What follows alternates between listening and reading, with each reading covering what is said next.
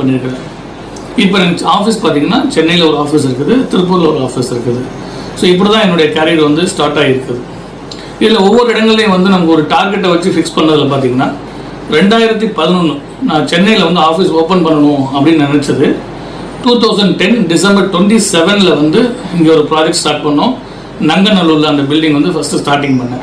அதிலேருந்து ஆஃபீஸ் போட்டு இன்றைக்கி வந்து கடவுளோட கிருபையில் இன்றைக்கி நிறைய ப்ராஜெக்ட் பண்ணிகிட்ருக்கோம். அது போக வந்து என்னுடைய ஒரு கோல் அப்படின்னு நான் வந்து ஒவ்வொரு 5 இயர்ஸும் நான் ஃபிக்ஸ் பண்ணுவேன். இப்போ நான் என்ன ஃபிக்ஸ் பண்ணிட்டேன்னா 2025 ஒரு 100 கோடிக்கு இந்த கம்பெனி ஆர்க்மேட்ரிக்ஸ் இந்த கம்பெனி வந்து ஒரு அசட்டான ஒரு கம்பெனி 100 கோர்ஸ் ஒர்த்தான ஒரு கம்பெனியாக மாறணும் அப்படிங்கிறது தான் என்னுடைய கோல். அதை நோக்கி நான் பயணிச்சுக்கிட்டு இருக்கிறேன் இப்போது.